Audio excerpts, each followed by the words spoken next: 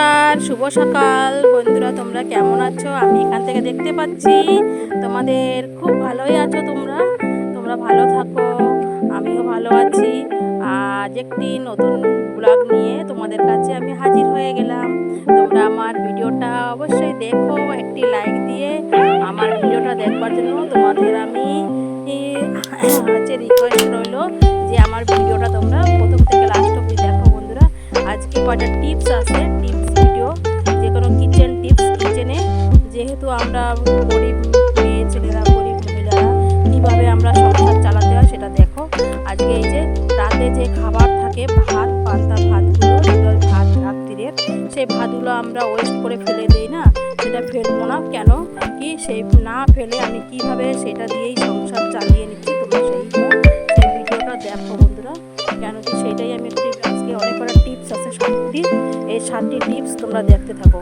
দেখো, বাসি ভাতটা আমি নিয়ে নিলাম, আর এর ভিতরে ভাতটা আমি সুন্দর করে নিয়ে নিয়েছি বের করে।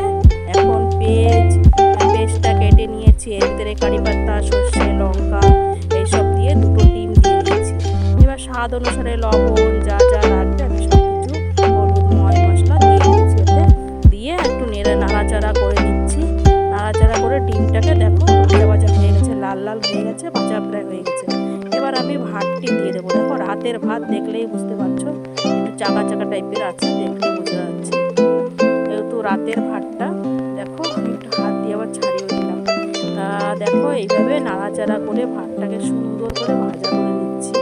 এত সুন্দরভাবে দেখো ভাজা হয়েছে, কি সুন্দর। আর দেখো কি সুন্দর স্মাইল বানিয়েছি।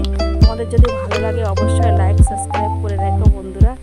আর আমার এই টিপস ভিডিও যদি তোমরা আমাকে আরও দেখতে চাও অবশ্যই লাইক সাবস্ক্রাইব করে রেখো। দেখো হেভি হয়েছে, তাই আমার বলছি, খেয়ে দিচ্ছি। হেভি সত্যি একদম সত্যি কথা বলেছি, খুব স্বাদ হয়েছে। আর আমি দেখো ডেকোরেশনটা করেছি, তোমাদের কোথায় ভালো লাগলে অবশ্যই আমাকে কমেন্ট করে বলবে। দেখো আমি ডেকোরেশন করেছি, একটি মানুষের মুখ বানিয়েছি। আর এবার দেখো আমি অন্য একটি টিপস নিয়ে আসছি ফ্রিজের ব্যাপারে।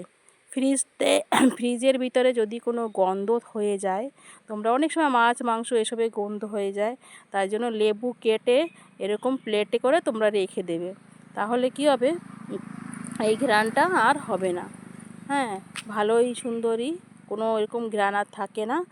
আর পরবর্তীটা দুসরা তিসরা টিপস, এই যে দেখো আমি ডাল যা যা আমার রেশন পাতি এনেছি আমি সব ঢেলে নিয়েছি।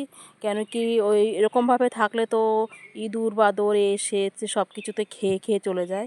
আমি বাজার থেকে যা যা আনছি সব দেখো আমি ডাব্বায় ভরে ভরে সুন্দর করে রেখে দিয়েছি।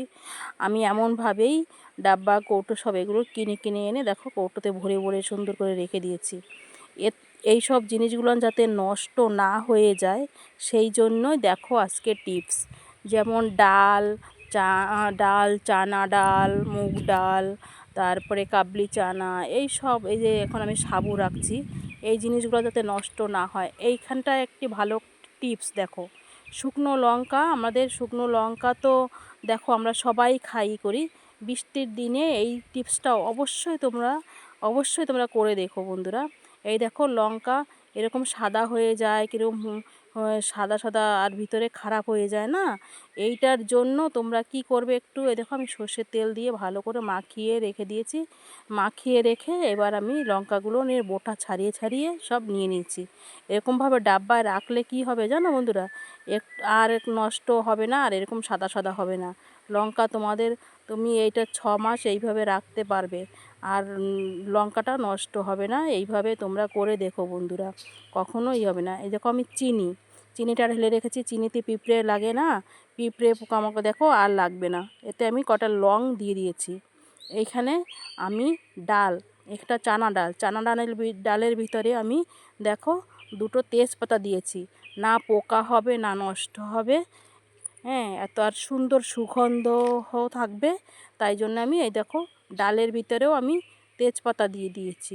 এই পাতাটার জন্য না পোকা হবে, না কোনো গন্ধ বাতাস, এর ভিতরে যত পোকা থাকলেও যদি থেকেও যায় আমি তো ভালো ঝেড়ে টেরেই নিয়েছি, কোনো পোকামাকড় হবে না। আর এই যে সেমিটার ভিতরেও আমি দিয়ে দিয়েছি 2-4টা করে লং। এইভাবে তোমরা যদি অবশ্যই করো বন্ধুরা, দেখো এটা আমি এই যে দিয়েছি সাবুর ভিতরে লং। এই লংয়ের যে